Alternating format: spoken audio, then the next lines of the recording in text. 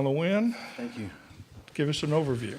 Yeah, I thought Sandlin set the tone early, executing one pitch at a time. That's what we talked about. We practiced it actually the other day in the shadowing. Jimmy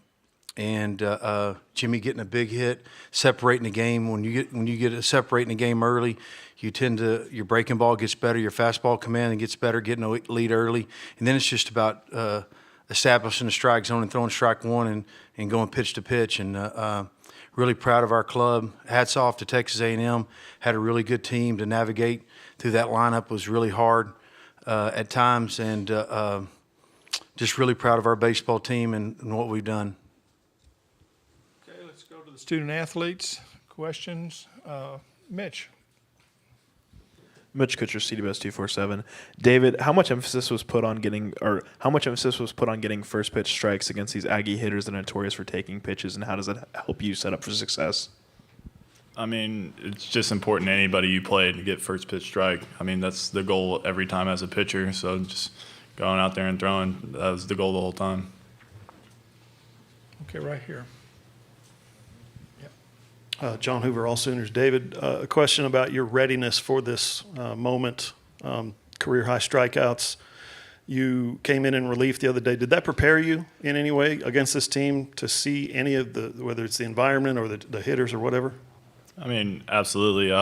Just got me ready for the atmosphere that I was going to be in, and to mentally prepare almost more for this game and just trust everything I had. I think I tried a little too hard. And as Coach Johnson says, you can't do that. I don't want to get geared up when I don't need to be. So. Okay, Aaron. Aaron, 51 Baseball. Jimmy, from your perspective, what did you see out of David today, and maybe that was different from the last time out here a few days ago, and what was the game plan specifically against this A&M offense? Like Skip and David preach, I mean, just throwing the first strike was a big key with him. I mean, that's with every pitcher. But the difference with him, I mean, he's not used to coming out of the pen, which, I mean, some pitchers aren't. But he turned it around. Today he was just a bulldog on the mound. He just threw first pitch strike, get after it, get ahead, and then just kept rolling. Okay, over here.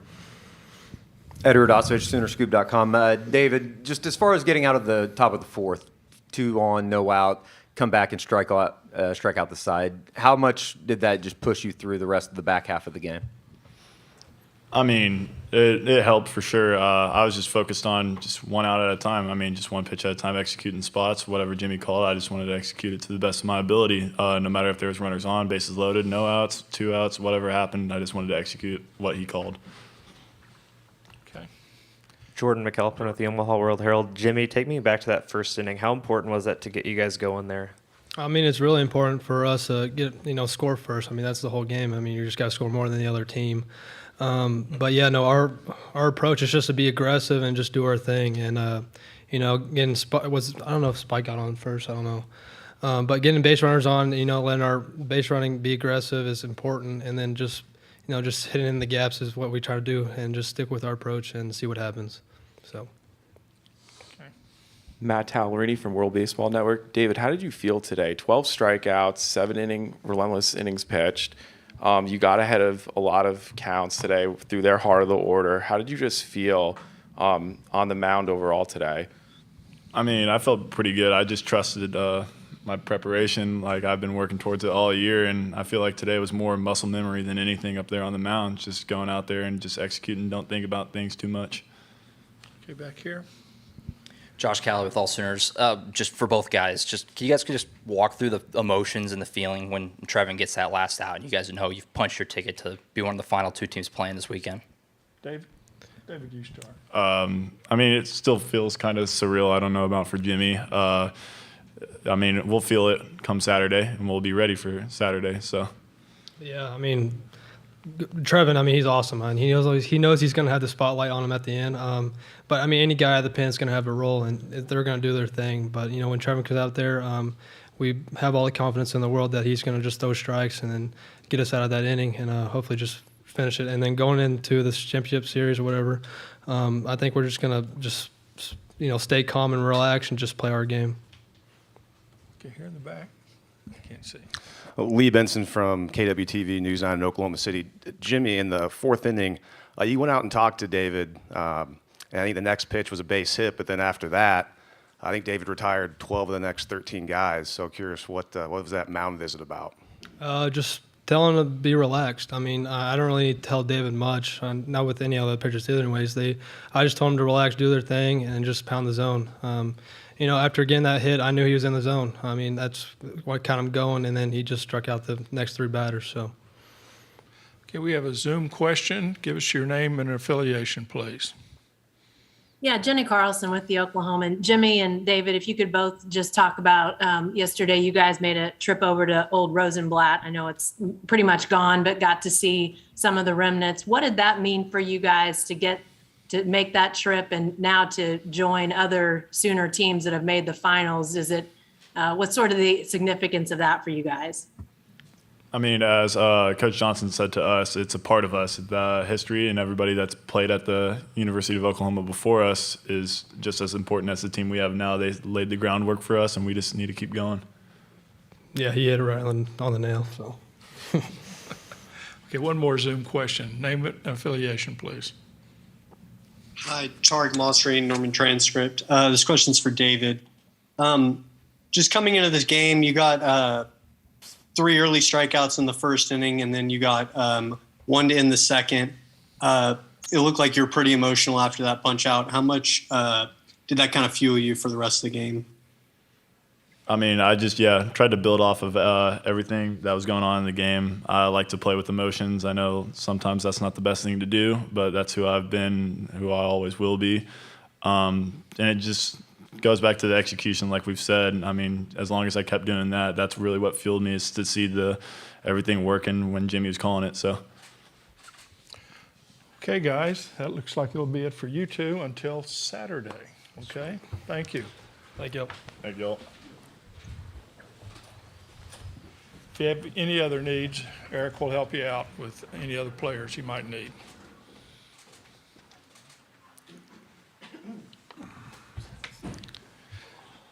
Thanks, man. Now, questions for Skip. And we'll start right here with Jordan. Jordan McAlpin from the Omaha World Herald. Skip, just walk us through from your vantage point, what was working for David out there today? His fastball command and his slider, and just trying to keep those guys off balance as much as you can. Like he said, getting strike 1 was really huge for him, and then trying to locate a pitch after that. And I thought his changeup was good late. At times he threw some curveballs off of sliders that were really good as well. Okay, Josh. Josh Cal with All Sooners. Skip, can you just talk about the value that Jimmy brings to this team, both obviously his bat and also just the reliable glove behind the plate, and also kind of massaging the pitchers through games all throughout this run? Well, I think it's missed from the catching standpoint. I mean, the leadership that he provides, the comfort when he goes to the mound and either chews their butt out or gets them fired up or makes them execute pitches. I think that leadership from the catching standpoint is what is really needed. We've had guys in the past, I've had guys in the past that were really good at that, and we work really hard on that as a staff to teach that. Coach Overcash works with the catchers and does a great job at teaching that leadership quality, and those guys really, they know that Jimmy cares about them because they know he'll put his body in front of it, he'll play hurt. He's just a baseball player. He's, and he's a prospect too. Mitch Kutcher, CWS 247. Coach, how crucial is it for you, for David, or for you and the team, for David to pitch his way out of the 4th after giving up the back-to-back hits? Yeah, I listened to what whoever said about the 4th inning. I think he was really, really executing pitches in that inning. I mean, you look at all the guys that are really good in pitching, and it's really the only thing you can control is throwing the ball at the target and executing a pitch. You can't control the outcome. You might be able to think you control the outcome, but if you're trying to make those guys swing and miss, they don't swing. And I thought that was, for him to focus like that in the middle of a game in that environment, was a high, elite level of focus and concentration and execution of pitches. Skip, John Hoover, All Sooners. Can you describe the importance of David's performance today as it relates to how your starting pitching sets up, avoids tomorrow, for instance, and then obviously keeps your bullpen fresh for the rest of the weekend. I mean, it's huge. I mean, now Bennett can go on a full week's rest. They're used to doing that. Anytime you get them off that, you kind of worry about it a little bit. We actually threw a bullpen for Bennett just in case he had to throw tomorrow, just to stay ahead of the game. And then Horton will have a full game's rest of going into his outing, probably the second game. And then we'll just get a cowboy hat and pull names out of it after that and go from there. We have a Zoom question, so please give us your name and affiliation again. Ask your question. Eric Bailey with the Tulsa World. Skip, I wanted to ask you, just there was no jubilant celebration after it. It looked like they were still all business after they got the game's final out. How much does that impress you? And do you still see the same signs as you've had from past teams that you've coached that have reached this point?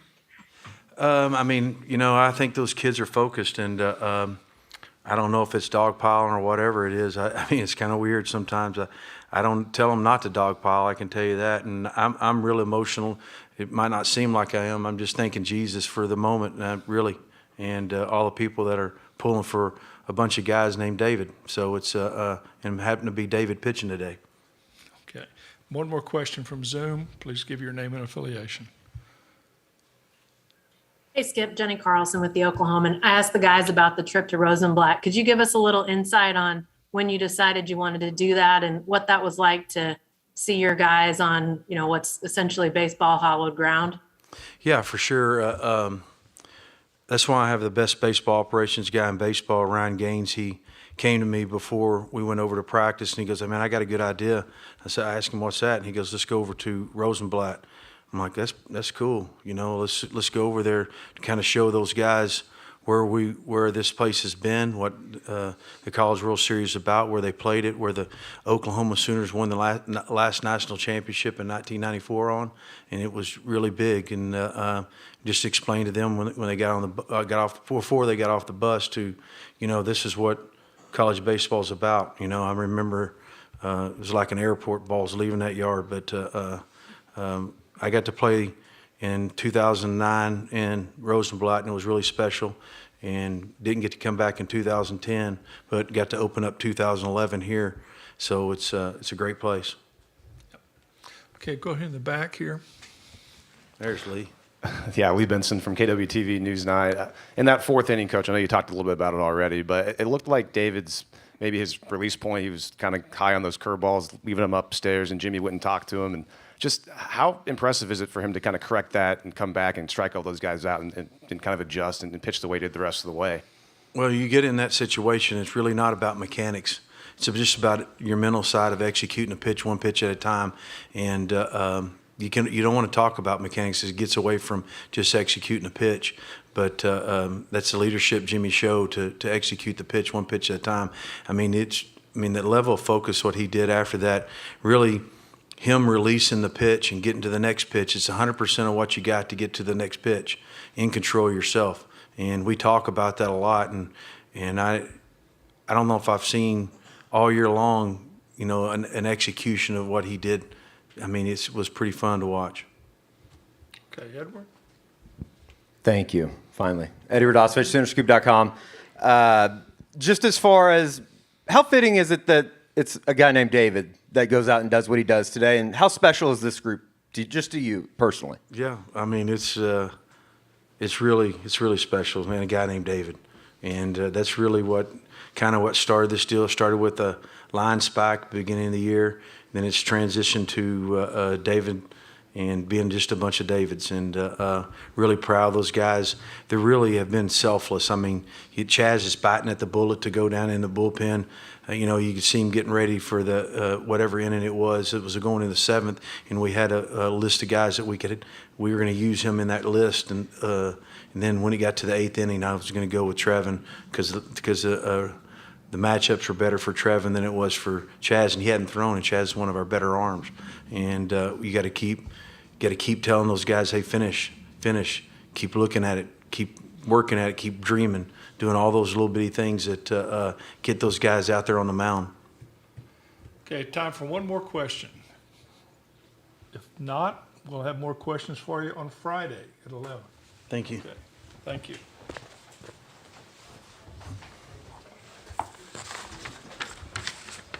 Thanks, Bill. Thank you, brother. I'm enjoying it. Thank you.